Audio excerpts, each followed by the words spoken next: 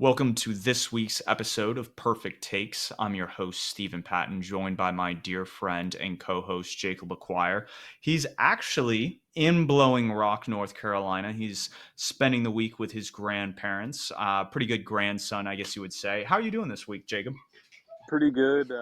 Coming to you live from a remote location in the mountains here, but yeah, it's nice. It's cooler up here for sure, but ready to get into the schedule breakdown this week. Yeah, there's a lot to talk about. We won't gloss over the beer of the week section. We are not doing beers at the moment. Jacob's drinking water till training camp, and I am still sipping on some Tennessee whiskey. It's honey flavored infused by Jack Daniels. And we'll start first before we get into the schedule breakdown. The Panthers made a very intriguing hire, especially considering our offseason moves up until now. We hired Eric Eager, who was formerly vice president with Sumer Sports, and then he was with PFF before that. He has his PhD in mathematics. He is probably one of the brightest data scientists in the industry, and it will be very interesting to see what he adds to the Panthers as a team moving forward. What were your thoughts on the hire? Well, I think it's a little divisive, right? Obviously, he's a brilliant mind, like you've talked about. I think he was one of the first big people at PFF, like back when we were in college, kind of laying the groundwork there. Like you said, VP of Sumer Sports, but he also has some kind of goofy takes that he's put on Twitter, some of which aren't there anymore. But like I can think of when I first saw this, I thought of the whole Miles Garrett versus Golden Tate, who's more valuable video, and he was a part of that. And that one was interesting to say the least, saying that Golden Tate was more valuable than Miles Garrett and stuff like that. But I think he's going to bring an interesting perspective and going to bring an analytical mind to a front office that needed to be kind of reshaped. And we've seen that the past couple of weeks since the draft has ended that they're getting new scouts in there, new minds in there. I think it makes sense to get another new person in there who brings a different mindset than maybe the previous people have had. Yeah. No, he's definitely going to add an influx of just what do they call that? Like the intelligence. It's human capital, but more just the ideas and the influx that's going to grow kind of the front office. Having Brant Tillis in from a contract standpoint from Kansas City was a great hire, and that's going to infuse a lot of new ideas and innovative ways to go about different things. I think some of his best work, he has a published paper on kind of looking at the bite distance of linebackers and seeing which linebackers kind of bit on play action more than others using tracking data. And that was really cool. Another thing that he's done over the past year is he's actually written a book that from my perspective is like really cool. It was football and analytics with Python and R, and it's for anybody looking to get started in kind of data science from a football perspective. It's a great resource. It's probably a top three resource in that regard. I think it's been on the top of the charts selling in that category for probably since it's been published. So really good work. But I think there are a couple cons, and you brought that up with the Miles Garrett Golden Tate take.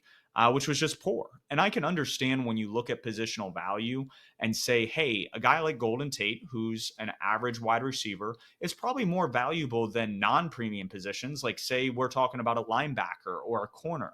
Absolutely. From a contract standpoint, from a value added standpoint, absolutely. But when you're talking about a premium edge rusher, especially one like Miles Garrett, it just doesn't make sense and it kind of falls flat and it looks bad in hindsight. And there were a couple ones he had about Carolina trading up. And that one was probably the most intriguing one because he argued in favor at the time that the team should send Brian Burns and not DJ Moore. And he thought that moving up the one and getting your guy is kind of the way to do things. And I argued last offseason kind of with him on Twitter is that I think that there can be value added at the quarterback position, still getting that surplus value by trading up the 2 or 3 and not giving up as much capital as we did. And sure enough, we lost a lot of capital in the trade that we made. And we aren't exactly sure if Bryce is the guy. This is kind of a prove it year for him. So again, some of these things that he said, not only in just the general landscape of the NFL, but with the Panthers respectively, it just makes me a little bit worrisome that some of the ideas he may have may be half baked. Uh, Yeah, I'm with you there. I actually think that we should have sent Burns, I guess in hindsight now, instead of DJ Moore. So I kind of agree with him there. But even if his ideas are a bit outlandish, like some of the ones we've talked about, I think it's good to have a differing perspective in the room and not just a bunch of people who are going to immediately agree because the theme of this offseason has been cohesion with Canales and Dan Morgan having worked together previously. And it's like the opposite of last season. Instead of a bunch of differing ideas, it's a lot of the same. But I think it's good to have some differing voices in there, and hopefully he can provide that for us heading into the season. Yeah, we'll see. We'll see. There was a word used to describe him, and I think all the ones leading up to the one word. But it was like this is a great guy, very like wise, knowledgeable, a true craftsman in his own field. But the word humility was brought up, and I don't think that's a word for Eric. I think he can get very petty on social media. Has gone after smaller accounts on multiple occasions, and he has this pettiness to him to where it's not even just going after some people that disagree with him, it's deleting some of his bad takes, and you wonder how that's going to age with a guy like David Tepper, who is a little bit of a hothead and does some irrational things, if those two will kind of butt heads a little bit. And that'll be interesting, I think, if the team starts heading south at any direction and those two end up having a conversation, that there could be some heated exchanges that we miss as the general public. So I'm kind of upset about that from that perspective, but we can move on to the around the NFL. Couple big signings across the NFL. Tampa Bay signed Antonio Winfield to a league setting $84.1 million extension. It's a 4-year deal. It's the highest contract right now from I think cap and cash standpoint for not only safeties but cornerbacks, which is kind of crazy. But there's also a couple corners that are due to be paid, so we'll see if that number gets broken here soon. Yeah, the Ricky guy, the new insider that kind of took over after this draft, he said this was in the works for a while, and it's interesting to see how a safety, like you mentioned, is the leader of all DBs now for a per year basis for contract extensions. I think that is going to get blown open with Pat Sertan and Sauce Gardner in the next couple of years, maybe even Derek Stingley. But yeah, it is kind of nutty right now to see 21.25 million a year for a safety. But looking at this, Winfield, I believe, was the second to last person on the tag this offseason that like had yet to be extended. T. Higgins is the only one left, and I guess the Bucks wanted to take care of their guy, and they got him.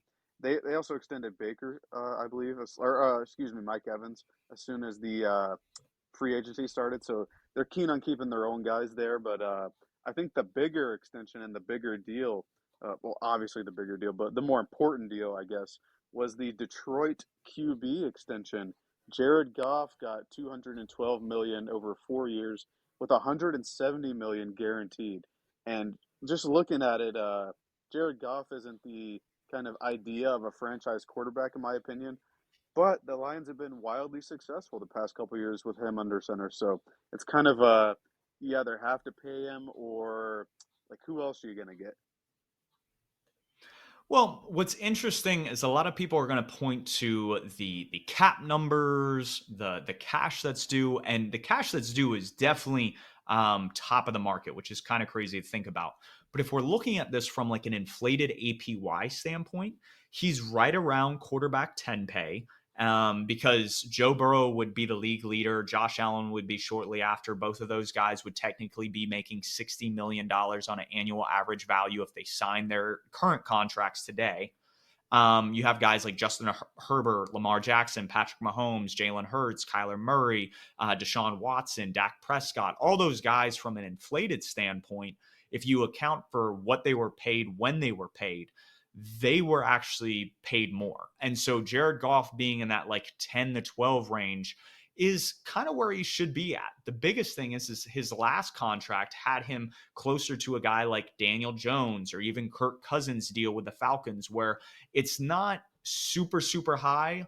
The guarantees only last so many years into the contract, But this one that he got paid puts him above Matthew Stafford, which is definitely kind of like a middle finger from Detroit to Stafford, in my opinion, is to say, hey, we got our guy. We paid him more money than you got paid by the Rams. Kind of suck it. But I don't know if he's worth it. I don't know if he's worth that incremental increase. I think he's getting paid in the range he should be. I just think it still was a little bit rich than it should have been. Yeah, I'm with you there. I guess you can point to Goff taking the Lions further than they've been in what 50 years in the postseason. Like they've been successful the past 2 years. Don't get me wrong, but it's hard to view Goff as a guy that you can just throw this kind of money at willy nilly, I suppose. But I guess it's better than the alternative, right? Because they drafted Hendon Hooker a couple years ago, who, in my opinion, didn't have the talent to be a franchise guy, and he missed all of his rookie year anyways. So that's not looking like a path forward. And then they're not going to have a high draft pick anyway, so it's not like they could get a QB in this upcoming draft where the QBs are going to be much weaker than they have been the past couple years. So I guess you have to settle, or I say settle because they were wildly successful last year, but you have to settle on extending Goff. And if they continue to make deep postseason runs, I don't think anybody in the Detroit organization is going to care. Yeah, I agree with that. There's a lot kind of on his shoulders to repeat some of the success that we saw last year from this team. I think what's going to come back to bite them is the fact that they did not try to trade up and move up to grab one of the top three quarterbacks in last year's draft, or even take Will Levis and say like the middle of the first and ride out kind of the rookie contract with him rather than getting stuck to this massive contract for a veteran quarterback just because you don't have any other options or alternatives. And that's why a lot of people thought they would take a quarterback in last year's draft. And obviously, the naysayers will point to the immediate production that we saw from Jahmyr Gibbs, that we saw from Brian Branch, some of those guys that got taken in those earlier rounds. But I personally think that that could have been substituted for the money that they just handed out for Goff. You could have gotten that value for a linebacker or running back in free agency. We just saw all the running backs who were available this past offseason.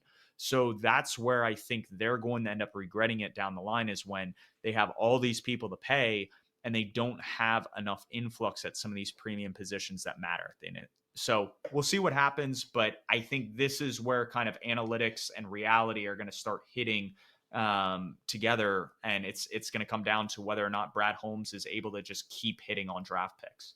Yeah, they might regret that. You're right, but a team that should regret something that they did recently, that is the New York Football Giants, and I'm talking about this morning when they debuted those throwback jerseys. The Giants are 100 years old this year, which is awesome. A storied franchise throughout the NFL's history, but they put out some stinker jerseys this season. Like I don't even know how to describe them. It's like if you took Kansas football, mixed it with like Delaware, who's an FCS school. Throw on some khakis like you're going to church, and then put that on the football field. Like it's just horrible.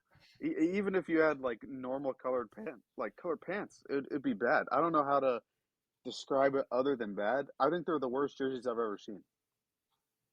Yeah, we were discussing this pre-recording that I think they're worse than the Bumblebee uniforms that the Steelers have worn on occasion. It's just it's head scratching for a franchise with such great jerseys, like in terms of just nostalgia, like the '80s Giants and even just early 2000s, 2010s. There's just this nostalgia to just keeping it simple, and they could have done so much with that, and instead they did this weird uniform that maybe it's a callback to like a uniform design that they had way back in the day, like the 40s, 50s, maybe 60s or something. But it's one of those things that this was definitely an L, and they will be made fun of for the rest of the year whenever they may wear these jerseys. So you talked about them having a matchup with the Steelers. It would be funny to see this jersey cameoed with the Bumblebee jersey. I think that would be probably the worst jersey matchup of all time. Yeah, that could be like the Hall of Fame game or something like a preseason game if they do that. But who knows, man? I guess as a 100-year celebratory jersey, it's fine, but I don't know. Hopefully, they leave the rotation after this season. But you talk about the Giants having a matchup with the Steelers, and we learned that yesterday because the schedule came out yesterday. It got leaked throughout the day, but the whole thing kind of dropped around 8 p.m. And the Panthers schedule, because we are a Panthers pod, to nobody's surprise, has no primetime games. And I know people are going to be like, oh, they're disrespecting us. I like not having primetime games. I like all of my games being at 1 p.m. on Sunday, because then you can watch that, enjoy it, or get it out of the way if you're bad, then enjoy the rest of your day. And to me, I think our schedule is pretty strong because every single game's on a Sunday. I think most of our games, 11 of our games, are at 1 p.m. Five of them are at like 4 p.m. or 4:25, which weird, I guess. And then we do have the Germany game. This will be the first time the Panthers go to Germany. They're in Munich this year. The previous German games were in Frankfurt, so that'll be neat. They're going to be playing the a team you mentioned, or we both mentioned just now, the New York Giants in Germany. I guess we're still making them pay for some of their past transgressions, sending some bum teams over there for them to watch, but uh, it should be interesting. And then this isn't as important, but all three preseason games this year are all against AFC East teams. We go to the Patriots, host the Jets again. We remember what happened in that Jets preseason game, and then we go to Buffalo to end the preseason this year. So, what are some immediate thoughts that you have, just as a whole, with the schedule? So the last two times in our history as a franchise that we did not have a primetime game came after seasons that would have netted us the first overall pick. I think it was first in 2001. So after we went 1-15 in 2001, got the second overall pick. The Houston Texans got the first overall pick because they were an expansion team. But we didn't have any primetime games in 2002. And then 2010, I believe we went 2-14. John Fox gets canned. We hire Ron Rivera, draft Cam Newton. No primetime games. So again, there's just something about being the worst team in the NFL, unless you're a storied franchise like the Chicago Bears with a rivalry with the Green Bay Packers. The chances of you getting a primetime game after a poor season are slim to zero. And that's what exactly we saw. That doesn't surprise me. It's cool that we have an international game. Sucks that it counts as a home game for us. Means we have one less game at home this year. And to the point about the preseason's the preseason. I think it was really telling for Frank Reich. A lot of what he did in the preseason, he did in the regular season. So it'd be very interesting to see if Dave Canales kind of hides some of his cards, shows a little bit more different flavor in the preseason. What I want to like Tepper fans with, and pun intended, is the that Dave Canales is probably going to run a lot on first and second down this year and then pass on third down. So expect a lot of 3-and-outs this year, expect a lot of punts. But when we do get the ground game going, it's going to be reminiscent of the keep pounding mantra. And that's, I think, what Dan Morgan and Dave Canales are trying to rebuild here. And that's part of that culture. So we'll see if it works, but those are my initial impressions. Yeah, as soon as I see one pre-snap motion in the preseason, I'm going to be all in because we didn't get a single one of those. It felt like the entire year last year. Uh, kind of horrible with a rookie QB, but I digress. So if we have no more extenuating thoughts generally about the schedule, we should probably get into it. Week one, we don't start at home. We go to New Orleans to open against a division rival. I think that should be an interesting game because last year, 0-2 against New Orleans. We played them on Monday Night Football, and that was just a horrible game. And then we played them, I feel like week 10 or 11 or something. And that was a game mired by drops, mired by poor O line, Bryce getting sacked a ton. I think that was the game where they engaged eight and he dropped back and was trying to throw the ball away but got hit and it turned into a pick. Pretty sure that was that game. So I think we need to start on a better note against the Saints this year. What do you think? I think so too. What I hope that we're able to remedy is we were in a lot of like third and short, fourth and short that game. Miles Sanders broke off, I believe it was a run either at the top of the second half or right before the end of the first half, where he gets us down to the goal line and we can't put like it in the end zone. And like that's frustrating. And like so I think that was a large reason why we signed Robert Hunt and Damian Lewis. Hopefully Corbett's the answer at center to where we can make these shorter runs and be able to keep the ball in our hands, convert series, get touchdowns, because that's what's going to win you games. That's what sucked last year watching, is that we could never sustain drives. And so that's what I'm hoping we're able to do against the Saints. They're an older team. There's a chance that we could do something and do some damage, but I'm going to hold my reservation and just wait and see what comes, because Dennis Allen is familiar with Dave Canales at this point. He is a great play caller. They brought in a Shanahan style offensive coordinator. I'm assuming he is going to have some creative designs thrown in with Chris Olave and some of the guys they have on that offense. So this is a game where I'm a little bit more hesitant on, until we see a little bit more from these teams and how the rosters kind of shape up, and if there's any indications we glean from the preseason before heading in the week one. Yeah, I'm with you there. When it comes to like predicting division games, my mantra is I always split them. Like I give us the Yep. home game and I give them the away game. I think that just makes sense. Even if there's a huge talent disparity, it's a division game and anything can happen. So yeah, I'm with you there. Week two, it's our home opener, September 15th against Jim Harbaugh, former Panther quarterback, and Justin Herbert. They're going to be coming over. This might be a battle of bad defenses. I think our defense will probably regress a little bit from the like top 10 total defense that they are ranked, which is an odd ranking because it's just like yards allowed. We are pretty poor in third down conversion rate, red zone, stuff like that, like the things that actually matter. But hopefully we're able to remedy that because their offense has some young receivers, but they do have a really good quarterback in Justin Herbert. Yeah, they're going to go as their quarterback goes. They rebuilt their offensive line. We talked about that last week in the AFC reactions.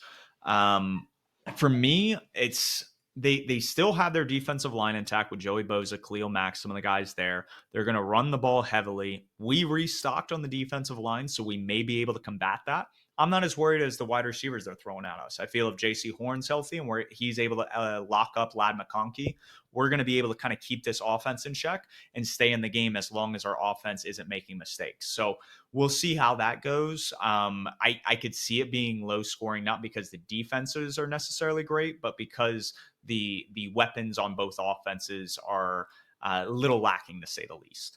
Yeah, I think this will be a good game to test out guys like Deontay Johnson, Xavier Leggett, Jatavion Sanders, all the new people we brought in because again, the Chargers defense has not been good the past couple years. So hopefully we're able to let loose. Historically, we kind of own the Chargers. We're 6-1 against them all time. I think that's our best record against any team.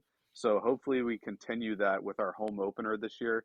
After that, in week three, we're going to Las Vegas to play the Raiders. That's one of the 4 p.m. games. Which this time it makes sense, right? Because we're going out west to Las Vegas to play there. But later in the year, we play some kind of funky 4 p.m. games. But this will be the first time the Panthers play in Las Vegas, which will be pretty cool. And my big question with this game is, who are the Raiders throwing out there? Is it going to be Gardner Minshew at QB? Is it going to be Aiden O'Connell, the rookie last year? He's going into his second year. He flashed a little bit, still not a true franchise guy yet. So it's going to be interesting to see who they put out there as the signal caller, especially looking at the guys they drafted this year early in Brock Bowers and Jackson Powers Johnson. It's kind of iffy. Like they have Devontae Adams, but who's throwing the ball to him and who are the weapons outside of that who are going to make a difference? This is a game that intrigues me from a schematic standpoint. Evero's known to play very soft zone shell coverages. He likes being in kind of nickel packages. And the Raiders are going to get big. And I think under Antonio Pierce and just the vision they have with that team, they're okay with playing smash mouth football. And so this is a good test, just like the Chargers will be the week prior, of just a really good offensive line of just guys that are wanting to play bully ball. And it will kind of show us who Evero is. And that's really the indication. Is he going to be able to get bigger with them? Are we going to see more of the linebacking core with Shaq coming back from injury, and then our recent third round draft pick in he came out of Kentucky. Why Trevin am I blanking on Wallace. his name? Trevin Wallace. I wanted to say Williams, and I was like, that does not make any sense. So Trevin Wallace, I think those guys are going to really get put to the test these kind of first week 2, week 3 games. I think if Gardner Minshew's throwing the ball at this point, he's a guy that I think we played last year when we played the Colts, and he did a good job against us. So I think he'll be able to do something similar, being familiar with our defense, and he may have success. So it's going to come down to whether or not the offense can generate points, yards, and keep away from making mistakes. Because this is a Raiders defense that shut out Mahomes at one point in the season. I don't think it was shut out entirely in the game, but it was like for like 3 quarters on, with their quarterback getting 0 passing yards and Aiden O'Connell, were able to just make defensive plays time and time again. So this is a grudge match if I ever saw one. Yeah, you talk about you're a big proponent of the evolution of 12 personnel and how it's going to be used more and more. This is going to be a 12 personnel team for sure this upcoming season, but a team that has been one of the league leaders in 11 personnel past couple years is the Cincinnati Bengals. And the following week, week 4, they're coming to the Queen City. Cincinnati also claims to be the Queen City. I don't really understand that one because Charlotte, is named after a Queen of England, Charlotte. So I think we're the real Queen City, but this is going to be a battle of the true Queen City, I suppose, and a battle of number one pick, Heisman winners, and national championship winners. Bryce, even though he wasn't the starter for most of the game, was on that 2020 Alabama team that won the national title, and he did throw the final touchdown pass to Devontae Smith in that game. So should be an interesting battle. The last time we played the Bengals, it did not go our way uh, at all. I guess that was That was a shellacking. during Steve Wilkes' tenure as interim coach, and that just went poorly. That was the Joe Mixon 5 touchdown game, I believe. So hopefully we can remedy that this season. That was the game that got everybody hyped about Terrace Marshall, and it's like he was going up against backups, and the game was already over. Like you gotta pipe It down a was a little bit good on catch the though. high. It was a good catch though. It was. He went up. He high pointed it. That's great. You just don't see that against starters, and that's a big, I think, knock on him. So moving on. I think you summed up the Bengals game pretty well. I think this is going to be a loss if the Bengals are healthy going into this game. They're just a really deep team. We talked about the AFC North being one of the best divisions in football last year. This is a team that's well coached. Like I already previously said, very deep roster. Loved their draft class this year, have loved their draft classes over the past few years. So week 5 is more of an interesting matchup, in my opinion, because I think this will be a better game. It was a Thursday night game last year in Chicago. We play them at 1 o'clock on a Sunday, and it's Bryce Young versus Caleb Williams. So back to back Heisman winners, back to back number 1 overall picks. And it'll be interesting. Ryan Poles fleeced their team, and they'll probably be favored. I believe they are favored at home. But leading up to that point, as long as they're healthy, they will probably be the favorites. And with all the talent they have on offense and how their defense performed down the stretch last year, they should beat the brakes off us. We'll see if that's the case. Yeah, I expect them to be favored. Like you said, they're at home, and the infrastructure on both offense and defense is really strong for them. Like we talked about after the draft, I think this is probably the best situation a number one pick QB has ever walked into. Strong offensive weapons. They bring in Keenan Allen from the Chargers this year for like a fourth round pick. They draft Roma Dunze, who's like a top 10 player in this draft. And then on defense, after the not All Star break, after their bye week or after the trade deadline rather, their defense was the number one scoring defense in the league. So they should be a tough test this year. It'd be really nice if we could win. Hopefully, we can remedy that just awful Thursday night game where there was nothing happening, and then Frank Reich sent out a kicker to kick like a 60-yarder in the swirling winds at Soldier Field. So hopefully, we can get the bad taste out of our mouths with that one. But the following week, we have another division game matchup, and this one is, to me, the Falcons are our biggest rivals in the division, and I always Yep. love to see us beat them. They're coming to Bank of America Stadium. That's one of those weird 4:25 p.m. games. Both East Coast teams don't really get that one, but we split the season series last season with Atlanta 1-1, and hopefully we can get off to a good start in the division even though Atlanta should be the division favorite, I don't know, just their process this offseason and stuff doesn't really move me. So a team that I thought should run away with the division before the draft, I don't know. They might not have the stuff. We'll have to see. if Kirk Cousins is able to pick up where he left off last year, the weapons they have on this offense with Drake London, with Kyle Pitts, with the offensive line that's fairly homegrown, they trade for Rondale Moore in Arizona. They sign the speedster out of Chicago. Darnell I am Mooney. bad with names today.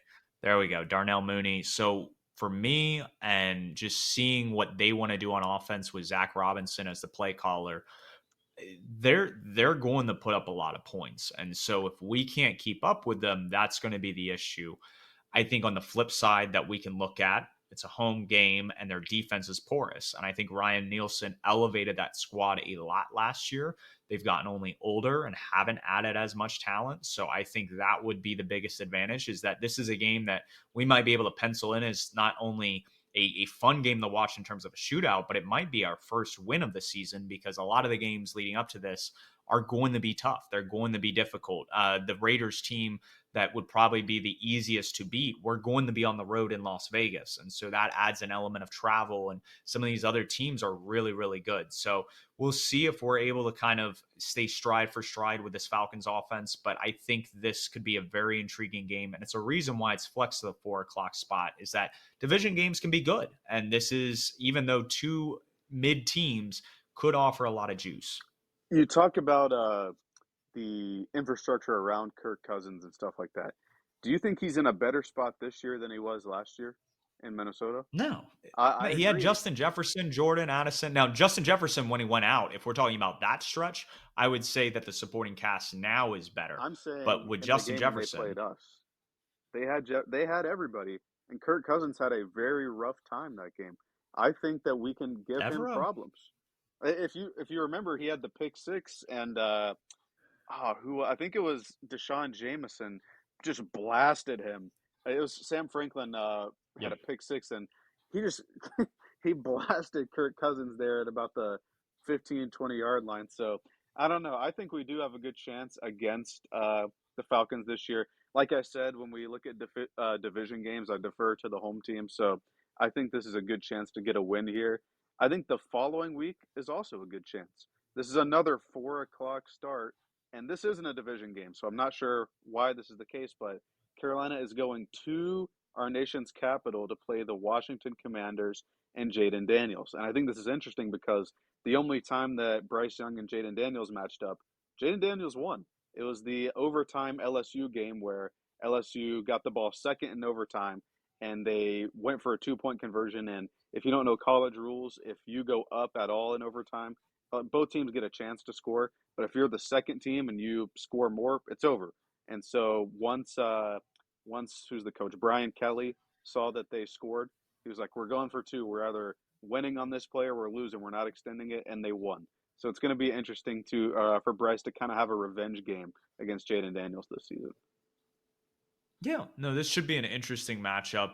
They're still rebuilding. We are as well. This is a game where I think there will be some flash plays, but there's probably going to be some like young quarterback mistakes as well, especially knowing Jaden Daniels. I think this is a game where our defensive line can kind of take over a game, and I expect Derek Brown to be a force to be reckoned with. Their interior offensive line isn't really solid, and he's a guy that needs to wreak havoc. So we'll see if that's the case.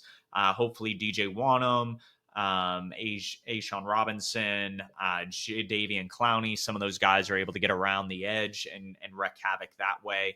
But I like this game. This is one of the games that, if we're going to talk about wins, these past 2 weeks that we've discussed in week 6 and 7, I feel like those are winnable games.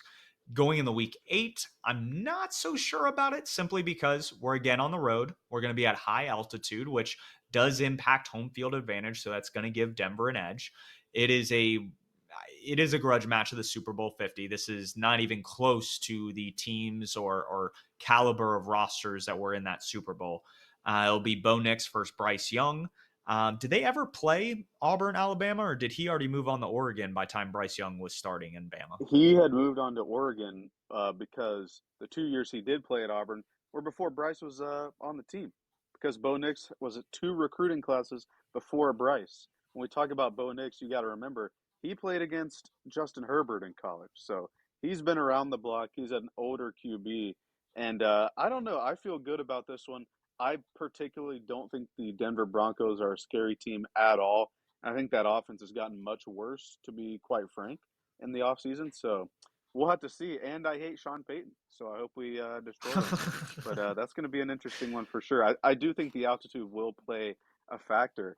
But it's interesting to see after all these 1 p.m. games, we're going to have 3, 4, or 4:25 p.m. games in a row from week 6 to through 8. And then that's going to change in week 9 when we host the team that we start the season off with, the New Orleans Saints. And this is a like where you talk about like splitting games.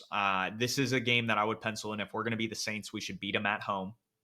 And if we're able to win 3 out of 4 games between week 6 and 9, heading right before, I know I'm kind of foreshadowing this, before our trip to Germany, I think that's going to put us in a good situation before our bye. We aren't going to be necessarily 500, but having a few wins, probably matching our win total at least from last year, would be huge. And hopefully we're able to get there. I'm not exactly sure what the teams are going to look like at that point. I think there are going to be injuries that happen that are going to change our opinion of both these teams. But again, going back to the point I made when we talked week 1 about the Saints, they are an older, aging roster with a lot of bad contracts, and you hope that kind of plays itself out and their lack of depth becomes an issue for them, similar to what we were in last year when we had all those injuries. Yeah, and another thing that I think goes underrated when you look at matchups like this, they're not going to have the safety of the dome in that game. And I'm sure a team that plays half their games in a dome like that tends to favor those conditions. But we're out in the open at Bank of America Stadium, and November 3rd, while it's not going to be like sweltering cold or anything, it might be a little chilly. It's not like climate controlled or anything. So that might play a factor in that game as well. But like you talked about, week 10, this is a game that I had predicted would be week 10 a couple weeks ago, and just so happened to come true. This is going to be a Brian Burns revenge game, week 10, November 10th, 9:30 a.m. for us. So kind of have to roll out of bed and turn the TV on to watch it. But Giants, Panthers, in Munich, Germany. It's the only Germany game this season. Like we talked about earlier, it's the first time the Panthers are in Germany, and I think this is going to be an interesting one. I think on paper, probably the Giants and the Panthers are the two worst teams in the league. So it might just be a crap fest. Who knows? But I think there's a lot of different matchups across each team that are going to be interesting to look at. Obviously, like Clowney and Wanham and whoever our edge rushers are against their O linemen, particularly Evan Neal, who hasn't been at his best. Brian Burns versus Taylor Moton, J.C. Horn, Malik Neighbors. Like there are a lot of interesting matchups we could see during this game. So what I will say is I think the Giants offense may be one of the worst offenses in the league. Their defense is going to be disgusting in my opinion. And I am honestly very afraid for Bryce Young in this game when they're going to have Dexter Lawrence, Brian Burns, Kayvon Thibodeau, and then some of the guys that they've added in the back half of their secondary between Deontay Banks, Tyler Nubin, Drew Phillips. Those guys are going to play a role, and I feel like they can win this game simply by just playing good defense and not turning the ball over on offense. They have, like you said, Malik Neighbors. He can offer a couple splash plays, or with J.C. Horn being primarily focused on him, maybe Jalen Hyatt or Wandale Robinson are able to make a big play in this game. I think the Giants should be favored in this game. I think they'll win this game because of what I said about their defense. This defensive line is just absolutely disgusting, and I can see them controlling the game just from that standpoint. I agree with you about the defensive line. I am not nearly as sold on the secondary as you are. Deontay Banks is a second year player, and while I was high on him coming out of college, he had like an okay rookie season. And then you're looking at two other rookies that you named in Andrew Phillips and Tyler Nubin, both of whom I wasn't super huge fans of coming out this year. And then they also lose guys like Xavier McKinney, like Dory Jackson on that secondary. They lose Ashawn Robinson along the interior of the defensive line to us. So I do think that D line is going to be rough, but on the other side of the ball, they also have Daniel Jones at QB, who stinks, just flat out stinks. And this isn't a oh Bryce Young looked bad his rookie year, but really bad situation. Daniel Jones has been in the league for like 5 years now and has stunk every year except for one where he was average, I guess you could say. So I don't know if maybe Drew Lock has passed him as the starter by then, but I just don't have any faith in Daniel Jones, and I think the Panthers have a good chance to win this one. Yeah, maybe we do. And if we are able to win this heading into our bye week, that's going to be a huge boost. At that point, that could be maybe win four. And if you're 4-6 going into the bye, you got to feel good about kind of how your season's shaping up, especially after a disappointing 2-15 season. But coming out of the bye, this is a rough You got the stretch, gauntlet. and this is where it's just like everything can I wouldn't say fall apart, but if you really don't do well in the first half of the stretch, this next like 4 game, 5 game slate is rough. Yeah, I'm with you there. So, week 11 by week following the international game, that should be some good rest. But week 12, the immediate next game, it's at home and it's at 1 p.m. So those are good things. That's the good news. The bad news is Patrick Mahomes is coming to Bank of America Stadium for the first time ever. We see how the Chiefs tend to rally in the back half of the season.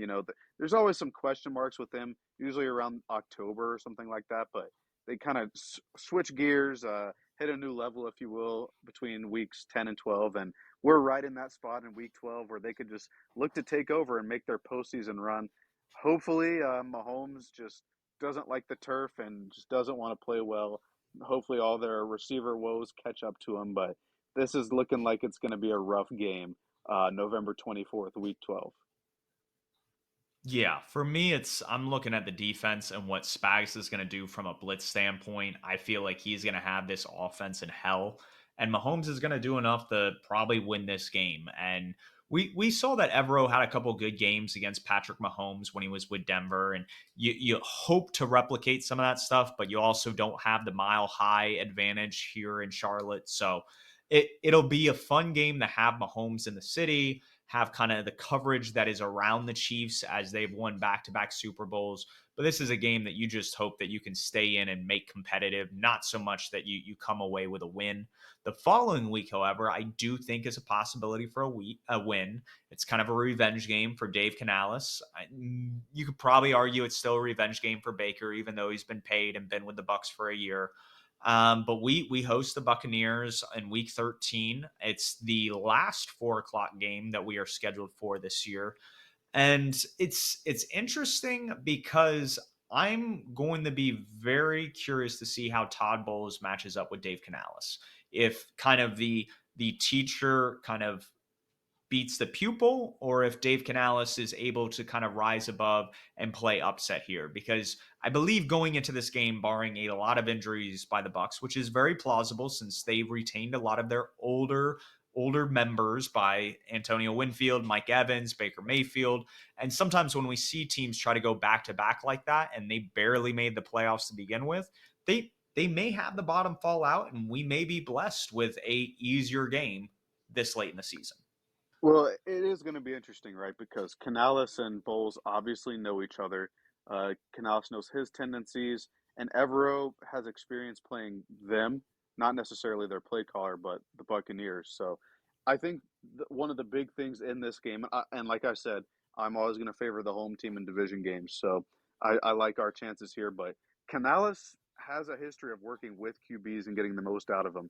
You could say his work last year kind of revived what Baker's career path should be. And I think it's going to be interesting to see how Baker's going to do without him as the play caller, without all the offensive infrastructure and coaches that they had that we kind of took from him.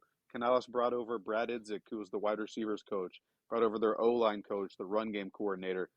They lost a lot of offensive stuff there, and so it's going to be a new system for Baker.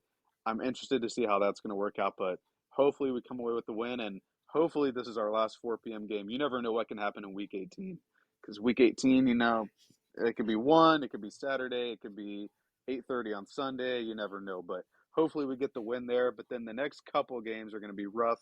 Week 14, we are in Philly.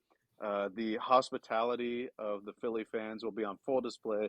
And the only thing I can think of, and I'm sure you can think of it too, because you were there, is when we went into the Philly and Cam had the 17-point fourth quarter comeback for the win. Still the most points in the fourth quarter comeback in Panthers history. Hopefully, we can recreate some of that magic this season. That was such a fun game to be at. I mean, heckled by Eagles fans coming off a Super Bowl victory all game going into that fourth quarter. And I was in the end zone, the corner seat for all of those touchdown drives. And it was wild. I mean, to watch front and center that Cam the Greg Olson game winner was something to behold. I may actually potentially I'll talk to my uncle this summer. Be at that game. That would be a fun game to be at. I would assume the Eagles should and will be favored at that point in the season, barring a lot of injuries. Again, still a great offensive line despite the Jason Kelsey retirement. They extended not only Devontae Smith, but A.J. Brown this offseason. They added Saquon Barkley. They're a team that's going to be able to do a lot of different things on offense, and it's going to be very intriguing to see what Evero does because he could sell out to stop the pass.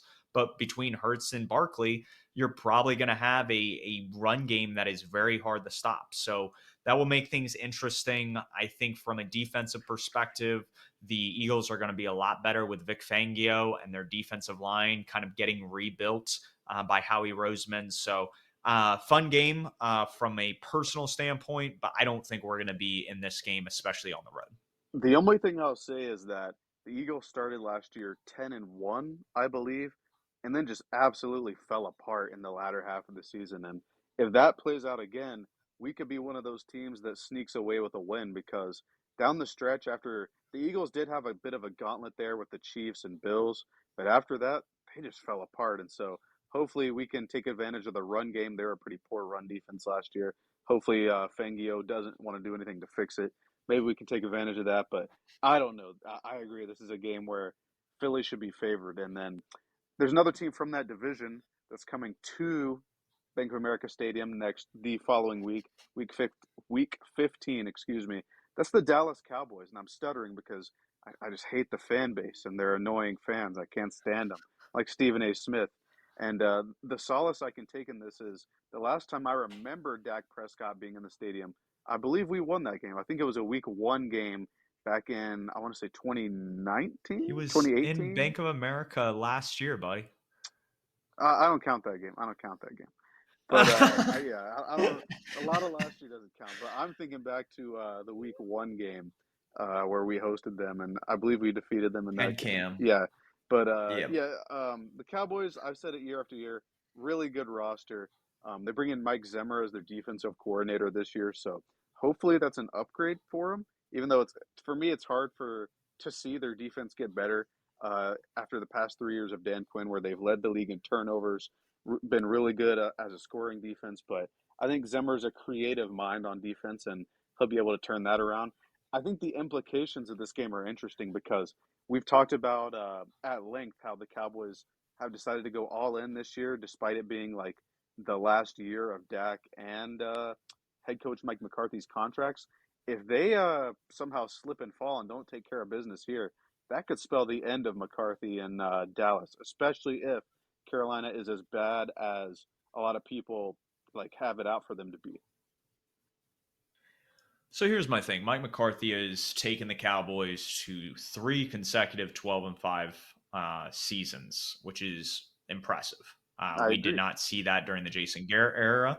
We didn't see it with a Hall of Fame coach in Bill Parcells prior to that. We haven't seen that kind of Cowboys success in the regular season sustained since probably about like the 90s, maybe early 2000s.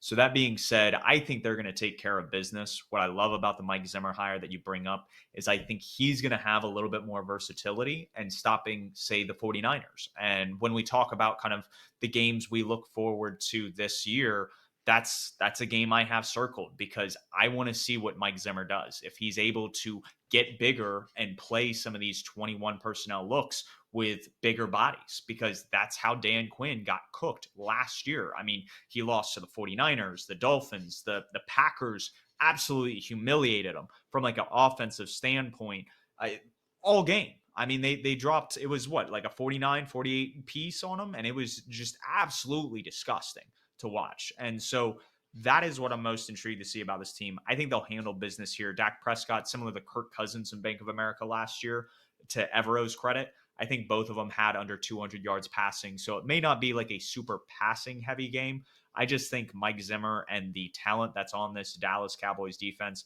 is going to take care of business. And it would be cool to stay in the game like we did for about 3 quarters and probably take it down to the wire. But I don't think this is a game we win. Yeah, well, they had Pollard last year who ran all over us, and this year they're going to have a familiar face at running back, we'll just say, for the Cowboys, and I don't think he's who he used to be, so we'll have to see there. The following week, we're at home again. It'll be a nice back-to-back homestand there. It's against the Arizona Cardinals. We got the Mighty Mouse QB matchup between Bryce Young and Kyler Murray, and what I'm really excited to see is hopefully J.C. Horn's able to stay healthy, knock on wood, but Marvin Harrison Jr. against J.C. Horn. That's the matchup I probably have circled, a positional matchup, I mean, circled like throughout the year. Uh, Marvin Harrison Jr. is like an anomaly at receiver, but J.C. Horn is physical enough to like man up and keep him from getting into his breaks really easily. So I think that's going to be a phenomenal matchup if we get to see it pending health. But I think the Panthers have a good chance in this game here. This might be our last win, considering the next 2 games are at divisional opponents, and that's my rule. The home team wins those, but really interested to see Arizona against Carolina this year. I think this is the year the Cardinals kind of make some ruckus. I could see them being a team win the games they're not supposed to, lose the games they're supposed to win, and that would be the case here. I If Kyler Murray's healthy, I like what they're doing on their offensive line between Jonah Williams and Paris Johnson as their tackles, Will Hernandez in the interior. Like you said, Marvin Harrison on the wide receiver core. And to me, it feels like the Giants wide receiver core where you have that number one wide receiver, and then you have all these other wide receivers that can do certain things really, really well. And I feel like having that number one is going to open up the rest of the field for them. I think Kyler's going to take advantage of that. I think this is a year Trey McBride could be really, really impactful. He was great in fantasy down the stretch. From a fantasy perspective, I think he's going to be great again this year. With them adding talent on defense, and I think some of the creative stuff they were doing last year on defense, that's only going to continue. I mean, we talk about like motion and doing a lot of things pre-snap. When they hosted the Cowboys last year and won that game, they were like just sending guys kind of all over the field and kind of like murking and muddying. I can't talk, muddying the waters for what Dak's trying to look at and trying to diagnose. And like that's huge. So I can see them doing some very intriguing stuff against Bryce Young and kind of throwing a younger quarterback in a loop with different looks that they can give them. So that's what I'm intrigued to see. I think honestly the Cardinals are a cut above the Panthers, and this is a win for them. I do agree that the Giants game, like you talked about when we're in Germany, is probably a little bit closer, despite how good their defensive line is. But I don't think this is a game we win, even though we are at home. All right, I could see your points there. The next 2 games, we don't know when or what time the Atlanta game will be in Week 18, but Week 17 we're at Tampa Bay, and then Week 18 at Atlanta to close out the season. 2 division games, like I said, road division games for me are just penciled in as losses. Hopefully, we're able to make some noise there, but the end of the year is going to be crucial if we want to go into next season or into the following season rather with a good taste in our mouths, as opposed to this past year where I believe it was Tampa and I think Jacksonville was the second to last week we had this past year, where we got shut out. There were some drops. There were some people who scored touchdowns, but penalties took them away. Missed field goals. DJ Chark inexplicably fumbling out of the back of the end zone. Just really horrible stuff in Week 17 and Week 18 last year. We just can't allow that to happen this year. Well, when we got shut out, that was at home. When we went to Tampa Bay, we made it a game, took the lead, and then Mike Evans did his thing, and they never looked back. It's one of those things that we have to stay consistent in sustaining drives against a team like the Buccaneers. We got to keep the ball out of Baker's hands. And then when it is in Baker's hands, Evero needs to throw him in a loop, where I was talking about kind of the Cardinals defense being able to do that to us. I think that's our best chance against a team like Tampa Bay. Now, I think our time to win, like you said, splitting games. I think we win the one a little bit earlier in the year. Now, if the Bucks have completely imploded, maybe this is another game we can chalk up as a W. But for me, looking at the splits, knowing it's a tough division game, I think this is an L for us. And I know I keep saying that. I know that's a phrase that keeps coming out of my mouth. We're just not a good football team right now. And we're going up against better teams and better competition. And when you're on the road in a lot of these instances, it just makes it that much harder. Yeah, looking at, I know we host 8 games and we're away 8 games, but it just feels like we have way more away games. I don't know. Like the home matchups just seem so much tougher for us. It's going to be an interesting schedule for sure this Well, we're season. hosting teams like the And Bengals and the Chiefs and the right, Cowboys. Like that's my three point. of our home games are just and Chargers. I mean, like I'm not saying the Chargers are like this world beater, but like dang, like we can't host. Actually, we are hosting the Chargers. Yeah, we are hosting the Yeah. Chargers. But yeah, it's like one of those things where it's just it And doesn't then bode the well the for us. games where I think we'd have a decent shot. Oh, we have to go to Denver in the altitude. We have to go to Vegas in their newer stadium. We have to go Hmm. to Washington, who have a new air about them now that the previous owner isn't there anymore. So it's like it's we got a kind of a poor luck of the draw there this season, but it's going to be interesting for sure. Hopefully, we see some improvement. And I mean, anything's an improvement over 2 games last year, but we'll have to see closer toward when the season starts. Once we have more of a grasp of the rosters and stuff after our division breakdowns, what the actual record prediction is going to be. But the Panthers schedule wasn't the only one that came out yesterday, last night. The entire schedule came out, and I thought it'd be a good idea for us to look at each week and kind of circle a game. You kind of alluded to this a bit earlier. Circle one game per week. Say something we want to see happen in that game or why we have this game circled. And I think we should start with week one. Obviously, I'll kick it off because I circled the first game of the season: Baltimore at Kansas City, Thursday night football to open the year. It's going to be a neat rematch of the AFC Championship. Obviously, two multi MVP winning QBs. That's always going to be fireworks. And just because it's the first game of the year, there should be some extra fanfare. We've all been, at that point, it's been, what, 200 days or something? We'll all have been waiting for real football. Obviously, the preseason will have happened, but real football with the best QB in the league and the most recent MVP can't get better than that. No, this is the way to kick off the NFL season. It should be really really good. Looking forward to it on the Thursday night. I believe it's September 5th, if I'm Yes. not mistaken.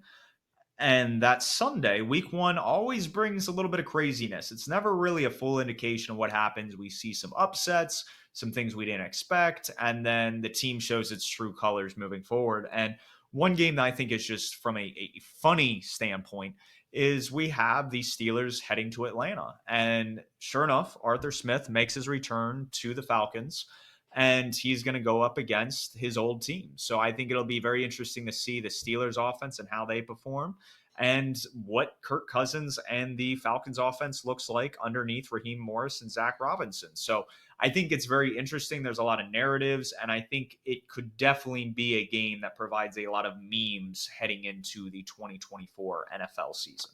Yeah, I'm with you there. My question would be, what if Michael Penix beats him out in training camp? That'd be quite the revelation, considering they spent the number 8 overall pick on him.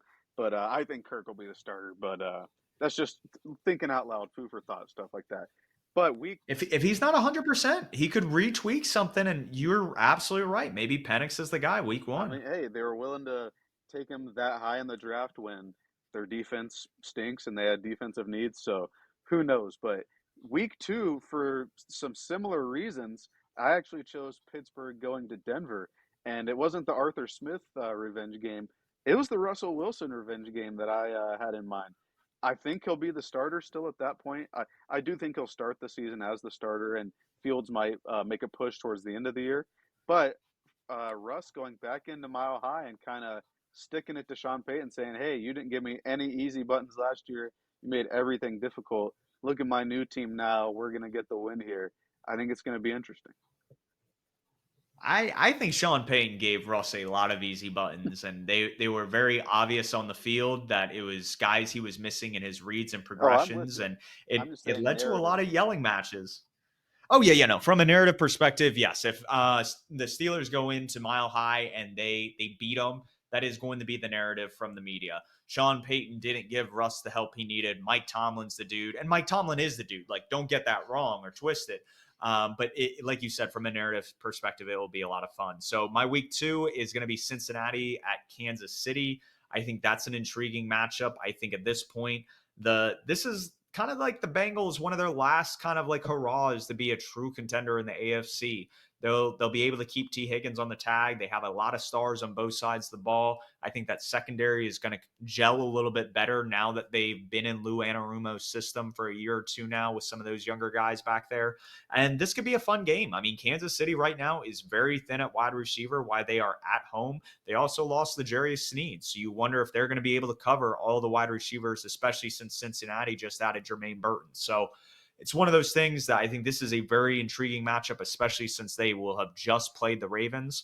We also know that the Chiefs are probably one of the best September teams. So they could very well roll out some new concepts and play designs that just shock the world and show us why Andy Reid's the greatest coach right now in the NFL. But this is a game that's going to decide a lot of seeding in terms of tiebreakers moving later into the season as we talk about the playoffs. Yeah, I agree with you there. I think Cincinnati actually has a decent chance to have a high seed in the AFC this year. I think out of all the teams that were in last place in their divisions last year, they have the strongest chance to be first. Just from a health standpoint, if Burrow's healthy the whole year, I think it's going to be interesting, right? Because Cincinnati, I think the last time they played in the playoffs, that was the roughing the pass or late hit out of bounds call, right? That led the Chiefs to winning that game. And then the year prior, Yep. the Bengals win it. That's going to be an interesting one. Week 3, I think we both have pretty interesting games as well. I had Jacksonville at Buffalo. Last season, these teams played in London. Neither team really looked good in that game. And after that game, I think Gabe Davis had a game of his life that day. I just mean from a team perspective. Like Trevor Lawrence was fumbling. Josh Allen was kind of being hero mode. Josh Allen, where all cautions are thrown to the wind. But I think after that game last year, both teams' trajectories kind of switched. The Bills kind of rebounded and made their run and made the playoffs. Won a playoff game, and then obviously heartbreaker against Kansas City. But the Jags after that game took a huge downturn. Ended up missing the playoffs in a season where we both thought that they were the heavy favorite. I think everybody thought they were the heavy favorite. So I'm interested to see the rematch this year and if the Jags can rebound, if the Bills are going to slip a little bit. I think a lot of people think that they're going to slip a little bit, maybe not be a 12-5 team per se, maybe like a 10-7, 9-8 team. Just from a like a mental standpoint, like obviously their record will probably be better, but that's going to be an interesting one for me. Yeah, and Jacksonville started off the year 8-3 last year. Like you said, they beat them in London last year. This is a game that it's going to be a statement game from Doug Peterson and Trevor Lawrence. They need to win a lot of games early and often because they have a lot of good teams in the AFC South. So this is a good litmus test for both teams. The game I have highlighted is a interconference game, and I think it has the chance to be a true barn burner. And that's Miami at Seattle. Mike McDaniel has a lot of creative stuff like Andy Reid to start the year. I think he's going to be able to implement that, especially with the talent and speed he has on offense. And I think Seattle with Ryan Grubb and Mike McDonald, that's going to be exciting. I think Mike McDonald is going to throw some things at Mike McDaniel that'll be very interesting. And it's funny that it's going to be these two because I got their names mixed up, I believe, last offseason when we were starting some of the podcast stuff. And McDonald was a guy I wanted here in Carolina. I think he's a great head coach. You guys will notice it more in the press conferences, but he blinks a lot. It is alarming how often and frequently he blinks. Yeah, outside of that this is an intriguing game that I think in the 12th man will be a lot of fun. The blinking just means he's wired. That means he's ready to go Yeah. from a football standpoint. I actually had a similar game the next week, week 4. I had Seattle at Detroit.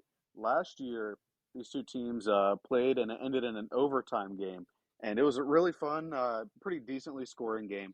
I think it's going to be interesting this year because, like you said, Seattle has Mike McDonald as the head coach, who I thought is the best play caller, offense or defense in all of football. And I don't think the defense is going to be as strong this year. They're obviously lacking a bit of the spine that the Ravens defense had, with Roquan Smith, Patrick Queen, Kyle Hamilton, Justin Matabuke. Their defense was obviously on another caliber from a talent standpoint. But I think the Ben Johnson versus Mike McDonald, I guess, rematch, because the Ravens stifled them last year. I think that's going to be an interesting one to see early in the year as two of these teams kind of jockey for playoff position. I think we expect the Lions to be in the playoffs, but Seattle can be one of those wild card teams. And I think if they drop a couple early, maybe they lose the Miami game that you mentioned as well. It might not be a strong start to the season for them. Yeah, it may not be. A Seattle Seahawks account that I follow that's really big on film. He wants Mike McDonald to go out and trade for like a Matt Milano or one of these other linebackers, similar to what the Ravens did with going after Roquan Smith. He believes having one of those linebackers that are really good in coverage and kind of control the middle of the field is key for deploying a lot of what they want to do. So if Seattle goes out and trades for one of those guys, he put that offense in hell last year. So granted, it's in Detroit. It's not in Seattle. I think if it was in Seattle, Jared Goff being outside, if it was a rainy game, it's a game that I think you could potentially lean more Seattle. But I think this is going to be a good game overall. Again, like I talked about with the team and matchup that you talked about last week and the one that I highlighted for week 4, these are good litmus tests to see how good these teams are in their respective conferences. And that being said, Buffalo at Baltimore is very intriguing because Baltimore lost a lot of pieces. Buffalo lost a lot of pieces. They were two of the better teams in the AFC last year. Do they still have that juice? Are Josh Allen and Lamar Jackson, despite having less around them, able to transcend that and still push their teams to transcendent levels? So I think this is going to be a good game. It being in Baltimore, I think Lamar Jackson may do things to Sean McDermott that he's not ready for in terms of just opening things up, being able to extend plays, and just as we know, his scrambling ability. So I think that game will be a lot of fun, and that kind of leads us in the week 5. And both Buffalo and Baltimore are in our games that we picked for this. So I think it's very fitting that we go from Buffalo, Baltimore to Baltimore at Cincinnati. And I know I stole that from you, but what do you like about that matchup? I think this is going to be kind of a division winner matchup, perhaps. I think these are both of the best two teams in the division, like we talked about. And these games are always kind of scrappy, right? I think back to 2 years ago where Cincinnati won on the fumble six. It was like a goal line reach from Tyler Huntley, dropped it. Shout out Teddy Bridgewater. And I think it was Trey Hendrickson who housed it at the end. So that was a storied finale in that game. And I think that this is going to be a grudge match between these two because, like I said, this game and then the subsequent game later in the season, I think are going to determine the number 1 seed in that division. And I think it's going to be an interesting matchup there. Yeah, no, the AFC North is loaded like it was last year.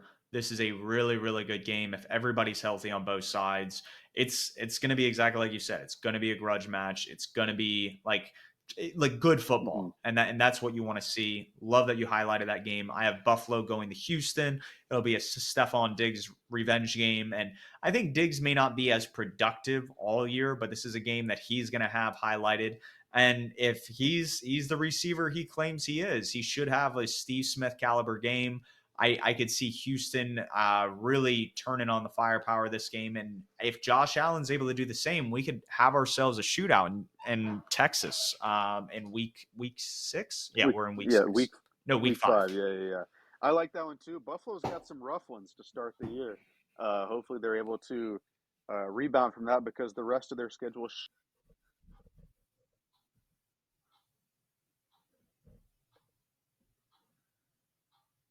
It appears we lost Jacob in the time being. We'll head into week 6 and we'll see if he's able to get back. And sure enough, Jacob is back with us. Did you want to wrap up I your am back. concluding Yep. thoughts about Buffalo and Houston?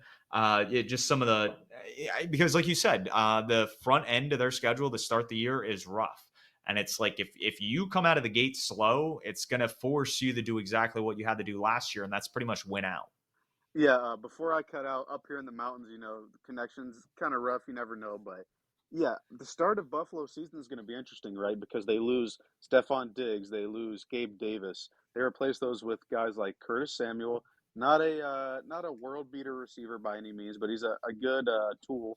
And then you bring in Keon Coleman with the 33rd pick, who's going to be a good jump ball kind of guy, but I think really is going to thrive more as a zone receiver. But they kind of need him to be like a man boundary X receiver. So it's going to be interesting there. And if they're unable to get some wins early, I think it could be a kind of a rough start for them. But you brought up Houston. My week 6 game is between two teams in Houston's division, and it's Indy at Tennessee. I think it's going to be a good game to see Anthony Richardson versus Will Levis. Two guys who have had a lot of infrastructure put around them this offseason. Both of the two strong arm quarterbacks in their draft class. Hopefully, we'll get a shootout in that one. But I just kind of want to see how each quarterback uses the respective tools that have been added around them to their advantage. Last year, we saw Will Levis in his first game with DeAndre Hopkins. I think it was against the Falcons, I believe. Absolutely tore it up. DeAndre Hopkins had like 5 catches and 3 were like 50-yard touchdowns. But after that, they kind of tapered off. And then with Anthony Richardson, we saw early in the year when he was healthy how he was able to utilize Josh Downs underneath and make big throws across the field with his arm. That's just going to be a matchup of like Titan, or not pun intended, like Herculean Titan QBs going against each other, and I'm all for it, especially in a division where we're going to see them going against each other if they both turn out to be like good starters for years to come. Yeah, no, this is a very interesting matchup. These are very, I want to say raw quarterbacks because they weren't polished coming into the NFL. And it'll be interesting to see if kind of these offensive minds are going to be able to get these young quarterbacks in a great position to succeed. And I think they will. That we talked about it last week on the AFC Reactions podcast, and it should be a fun game. For me, I have a rematch of a game that ended kind of, I think it was like week 17, maybe weeks. No, it might have been like week It was 15, week. I think it 16. was week 16. Yeah, Yeah. And it was the Lions at the Cowboys, and it determined a lot of playoff seeding scenarios. And Lions fans were pissed off, and rightfully so, at a referee call, which impacted another game between them when Matthew Stafford was the quarterback and they had a wild card matchup in Dallas. So it'll be interesting to see if refs play a hand in this one. It was a fun game outside of that. We saw big plays from Jamison Williams, Amon Ross, CeeDee Lamb.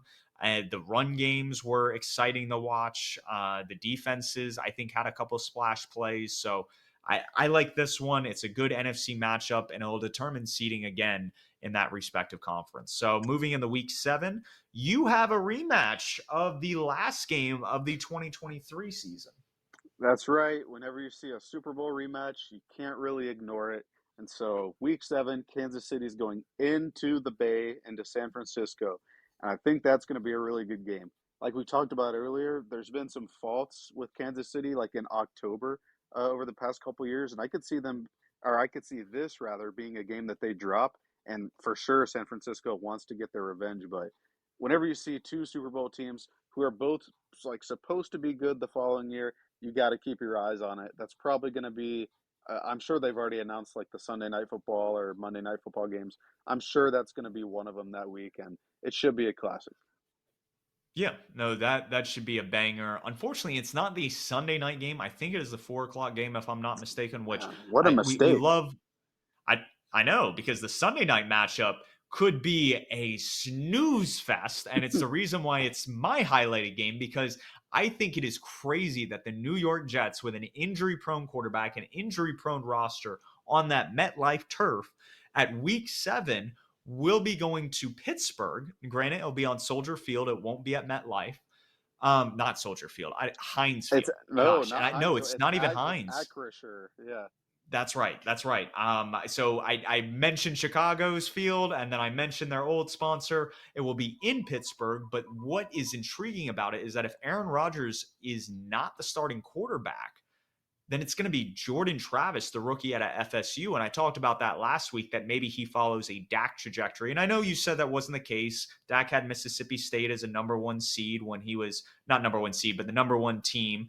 But in to college Jordan football. Yeah, Travis's Yeah, but to Jordan Travis's defense, he had FSU as a top 4 team this past year. They were crying about not being a bowl team, even though half their roster was either injured or not playing because they were declaring.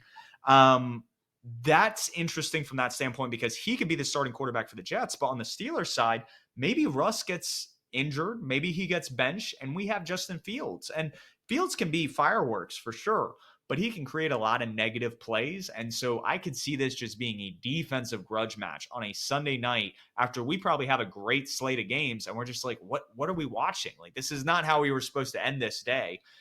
So that is what I find fascinating about the schedules is that there are sometimes some of these matchups that just are head scratchers. Yeah, this is if you think back to like being in school, this is oh, I got a paper I gotta write. It's due Monday. Let me see what game's on. Oh, this is on? Yeah, let me write that paper. That's that kind of game that this is. I'm sure all like five Jets fans will be watching this with their eyes peeled to the Including TV, Ryan. including our friend Ryan. Yeah. But yeah, that's going to be an, as Randy Jackson says, it's going to be a no for me, dog. So I'm going to move on to week 8. And I just mentioned this team a couple weeks ago, Indianapolis at Houston. I'm just looking forward to seeing the Stroud Richardson matchup.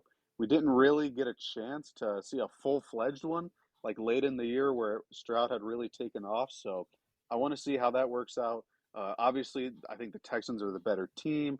They have a lot more weapons. They have a lot more just on the team as a whole. But like I talked about with Levis versus Richardson, if both of these guys turn out well, and we've already seen Stroud turn out to be really good, this could be a really good division QB matchup for years to come. And I'm just interested to see how it starts this season. Yeah, no, I like you highlighting some of these games because these could be matchups that are so fun to watch. It's no different than when you get Josh Allen and Patrick Mahomes or Lamar Jackson and Joe Burrow. Is that some of these quarterback battles are just going to be fun because it's them dueling each other and just going, okay, you put 6 on the board, I got to go put 6 on the board, and it's that's what makes football fun. And that week, I have another interesting game, and this was something I talked about when we broke down the Dallas game for the Panthers. Is the Mike Zimmer hire? I think really gets put to the test as they go to San Francisco in Week 8. So I think this is a really good test for the Cowboys and seeing if they can kind of defeat their own demons and defeat this 21 personnel setup that has caused them issues over the past couple years. So we'll see if that's the case. Moving in, we'll probably do a little bit more rapid fire as we're over an hour and 15 at this point. But week 9, who do you have? You talk about Mike Zimmer and exercising his demons. Week 9, he has to go to Atlanta and face Kirk Cousins, the former Vikings QB. I think that'll be interesting. These are both tabbed to be the division winning teams. So I think that's going to be an interesting one right at about the halfway mark of the season. Yeah. For me, I have Detroit at Green Bay. I think these are really the two best teams in the NFC North. They'll be fighting for the division crown, and being at Green Bay, being outdoors. At this point, it's approaching kind of the end of October, top of November. It could be a little bit colder at Lambeau, and so that could create some issues for Jared Goff. We'll see if that's the case. But in Week 10, you have a very, very intriguing matchup. I'm guessing the reason you have this is because both drafted quarterbacks this year. Yes, it is QB1 versus QB2, or if you pay attention to the draft, QB3. Drake May goes into Chicago, plays Caleb Williams. You got to watch it. Even though New England might not be good, you got to watch it. New England's defense, though, I feel like can maybe stop the Chicago offense. I mean, this was a top 10 defense with Matt Judon and their Christian Gonzalez out last year and a lot of different metrics. So will be fun to see. I have the Cincinnati at Baltimore game this week. So you had earlier in the year when they played in Cincinnati. I think playing in Baltimore will be huge here. Cincinnati, if they really want to show that this is their year, this is a game they're going to have to win on the road against a tough division opponent. And it's why I have highlighted here in week 10 as we kind of are wrapping up with the bye weeks. We're probably kind of in the heat of it right now, but this is where everybody's kind of getting a breather, getting ready for that last push to end the regular season. Yeah, and my next week, week 11 game, you talked about Buffalo having to go to Baltimore, to Houston earlier in the year. They finally catch a break and get to host somebody, but it's the Chiefs. The Chiefs are coming to Buffalo. Now, Buffalo has had some good games, some good wins against the Chiefs in the regular season, but I feel like every time they do it, they're just going to lose to them in the postseason. So maybe they can dominate them this year and get like kind of get rolling when they eventually have to face them again in the playoffs. Yeah, no, they're going to have to get rolling against the Chiefs in Week 11. We talked about that rough slate to start the year, and it's just going to keep getting put to the test. The AFC is loaded this year, and speaking of the AFC, I have the Houston Texans, who are kind of the darling rising up in the AFC this year, and they're going to be going to Dallas. So it's an in-state game between two Texas teams. And I think what's going to be interesting is you're seeing again that Shanahan style offense, probably more tendency to play bigger personnel packages against this Cowboys defense from a roster standpoint that's a little bit smaller. So if they're able to kind of go toe to toe with them, being at home, I think that's going to be huge for the Texans and should be a fun game in Week 11. So Week 12, we have the for me, I'll go over mine quickly, but I have the 49ers at the Packers, and that's a rematch of the divisional game that we just saw in January, and the Packers almost beat them. So if the Packers want to say, hey, we're the class of the NFC now, I talked about their game that they're hosting the Lions. They're also hosting the 49ers. These are games that you're going to have to win to show, hey, we deserve to be in the conversation. We're that team now. And I think they're more than capable. Yeah, that's also the classic NFC rivalry as well. Hopefully, that's a good game. Week 12, I also have two teams from the Packers division playing. Minnesota, J.J. McCarthy, at Chicago, Caleb Williams, another rookie QB matchup. Should be interesting. Yeah, no, I like that. Heading into week 13, this was a game I think I might have foreshadowed, I think earlier when we were talking about the schedule release.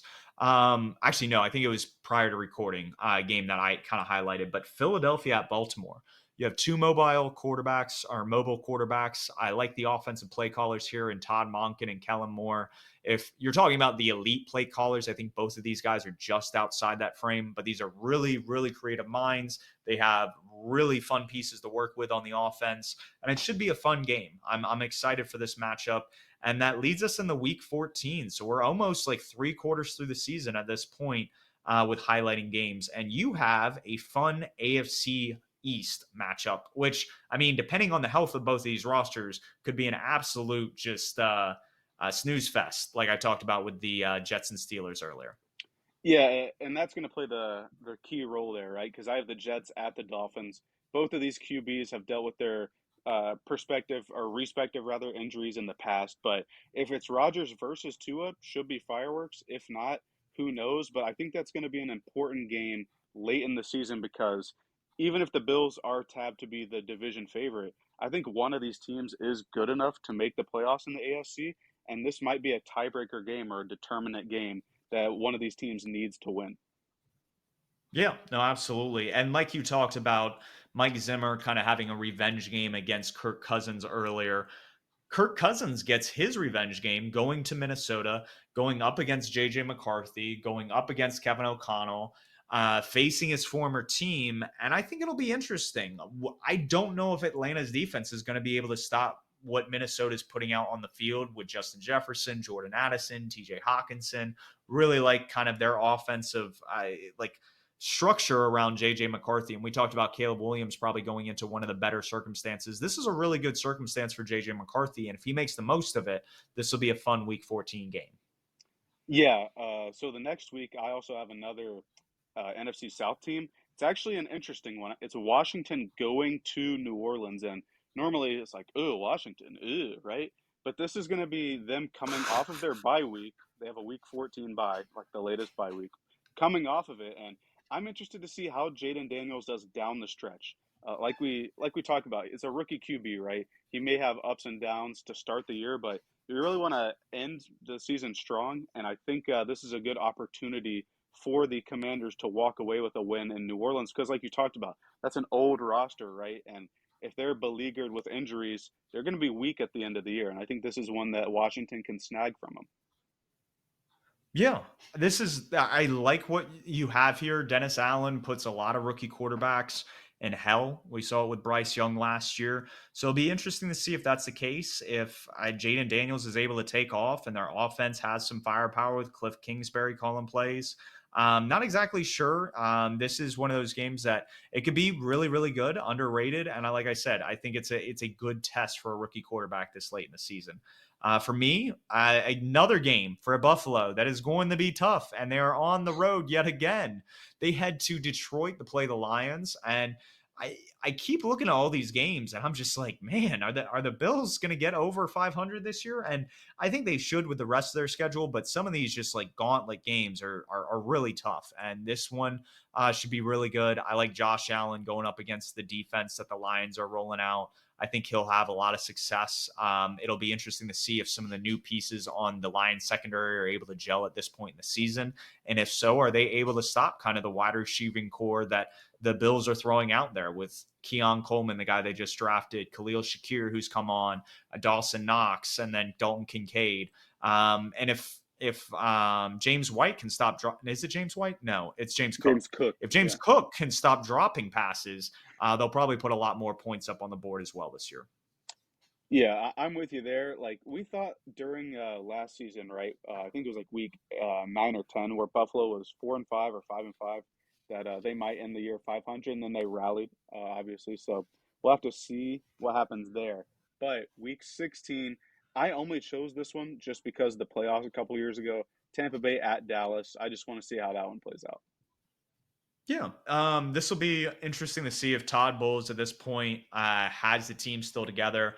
I wouldn't say this is a make or break year for him since he just made the playoffs, but if the bottom truly falls out, like we talked about with the Panthers schedule, and them maybe having an opportunity to sweep the Bucks, if they fall apart down the stretch and maybe they get shellacked by Dallas and Dallas, this could be a game that kind of puts the nail in the coffin for Bowles. So with that being said, true teacher versus student, and I would kind of almost argue that they were almost peers, but Kyle Shanahan and the San Francisco 49ers will head to Miami to face Mike McDaniel and the Dolphins. So I love to see what that looks like. These are coaches that come into the season with a lot of great ideas. They evolve as the season goes on, and I'll be curious to see what happens at this point in the year if they kind of save wrinkles for each other that we've seen Kyle Shanahan and Sean McVay do with their rivalry between the 49ers and Rams over the years. And if so, if that gutso is fun to watch with those added elements. Yeah, I like that one. I think both of those guys are probably the two best play callers in the league, so that should be a fun one. Week 17, I feel like we've been talking about these two teams over and over. It's going to be Baltimore and Houston.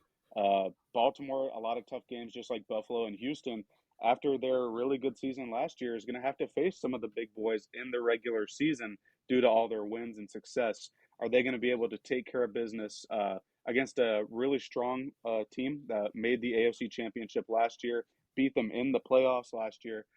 Are they going to be able to take care of business at home in Week 17? We're going to have to see. Yeah, no, I like that one.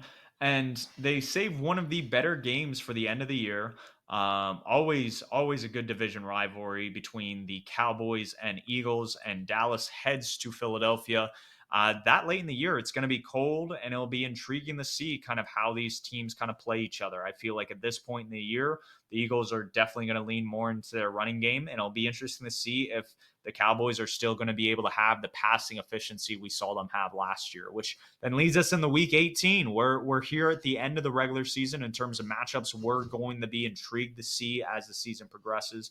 And you have a classic. I kind of referenced this as a classic earlier in the episode, but this is a good one.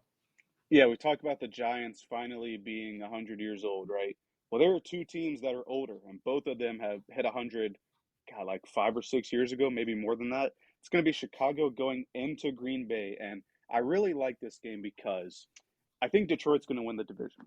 I think they're the best team in that division. They're probably the second best team in the NFC to me. But I think Green Bay, what they showed last year in the playoffs and what they were able to do, I think they have a good chance to make the playoffs as well. And then you look at that last wild card spot.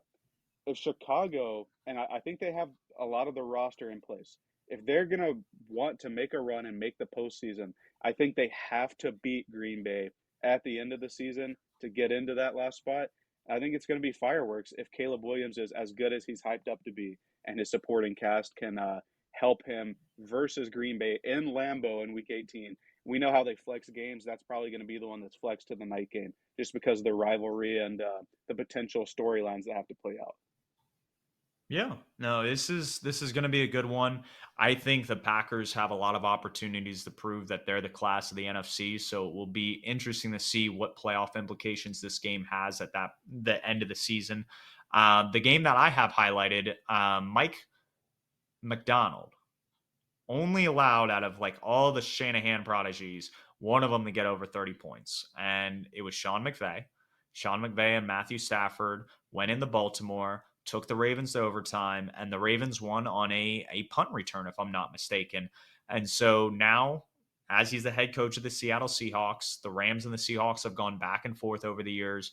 I think this is also going to be a game at the end of the year that's going to have playoff implications because these are two teams probably vying for one of the last kind of wild card spots because I think the 49ers are kind of the class of that division unless they get some of their key players get hurt. So that's a game that I think will be a lot of fun, especially if both of them need to win and get in at that point in the year. So with all that being said, we are into Purrfect Takes at the hour and 30 mark. I was honestly shocked. I thought we would have been like 45 minutes. We would have flown through the content. But I'm glad we took our time, broke down the matchups that we liked, broke down the Panthers schedule in depth. I think we spent probably more time on the Panthers in this episode than we have in a lot of other episodes. So love that. That being said, my perfect take going back to kind of the Panthers schedule, I think we do split with our division. We win 3 division games. Maybe we do sweep one of the teams, but I like that kind of thinking. I think that's where we kind of get on the ball since the NFC South's a little bit weaker. But out of the 3 other games that I think we can win, being Washington, New York, maybe Arizona at the end of the year, like you were saying, that's like 6 wins right there. And I think that's going to be hard pressed for us to get there. I don't see this team winning 5 or more games this year. I think our win total right now is at 5.5. I would personally press the under unless we trade for another player to kind of add talent to the roster, and less teams in the NFC South or teams that we're about to face have some key injuries. I think this is again a year that we're rebuilding and kind of trying to find our identity, and we're going to stumble our way through it. So pessimistic, man. You're not a true fan. But no, I have the same line of thinking as you. Just even though we won 2 games last year, so 4 or 5 wins would be pretty good. I can't see us having a positive record. Like you said, split the division. Then there's games like Raiders, Washington, New York, Arizona. Those might be winnable, but the favorable winnable games are away games or they're in Germany. We just drew like the really short stick this year, and I don't think it's going to work out well for us. To that effect, my perfect take is that gauntlet that we have weeks 12 through 15, where it's KC, Tampa Bay, at Philly, then Dallas. That's really going to define our season there. I think if we can get one of those games like Tampa Bay, we can head into the end of the year with Arizona, Tampa Bay, and Atlanta confident. But if we're not able to play well in those games, if we get shut out in one of them or something, go 0-4, just play really poorly, I think that's going to be a bad look on the team as we go into the end of the season. And I just don't know. I think we need to play strong later in the year because we have a week 11 bye week going into late November, early December. We need to play meaningful football. It's a word that, or it's a phrase that John Ellis uses a lot on the Roar podcast. We need to play meaningful football late in the year. We haven't done that in such a long time since Steve Wilkes, and then before that since like the mid days of the Ron Rivera tenure, like 2015, 2016, 2017. So we need to play well at the end, and if we don't, weeks 12 through 15 are going to wreck the Panthers season. Yeah, and it's just gonna be like a shell of what we saw with the Matt Rule era. It's like we start off the year and the wins that we're looking at are towards kind of the top of the year. Like we talked about, we could be 4-6 heading into the bye, but yeah, you go 0-4 out the gate with there. All of a sudden you're 4-10. You've lost all kind of gas and juice, and it's just you're falling apart towards the end of the year. And you can't have that happen. This is where Dave Canales and Dan Morgan talk about rebuilding the culture. You need the guys buying in all 17 games. You can't have these guys packing it in after that 4 game stretch. They need to be playing hard those last several weeks. Like you said, when we're playing Arizona, Tampa Bay, and Atlanta again, we need to have some gutso there. And we'll see if that happens. We're at this point wrapped up with the content today. Moving forward, leading up to our division breakdowns, which will be at the top of July, we'll have some very fun guests for you guys. But we're going to do a series that I alluded to last week. We're going to go over kind of the top 5, maybe 10 quarterbacks. We haven't quite decided where we're setting the threshold for quarterbacks, for skill position players. So kind of like your offensive player of the year candidates, or the guys that really are just taking the offense to the next level. Offensive line, defensive line, and then the best of the rest on the defense. And then we'll even, at the end of it, get into kind of like a coach ranking and general manager ranking. We'll be able to get into more just roster construction, scheme design, cap related things in those episodes. And it should be a lot of fun. And we'll also be bringing, as long as technology holds its end of the bargain, the first aired video next week to kick off the quarterback episode. So that should be a lot of fun. We look forward to it, and a lot of the new content we'll be bringing you guys over the next few weeks. Do you want to say anything else before we sign off? Keep pounding. There we go. We'll try to remain hopeful about the Panthers, but it's not looking too great once we broke down the schedule. But if you guys have any questions, shoot them to us at Purrfect_Takes, and we'll get back to you. Until then, we'll catch you guys next week.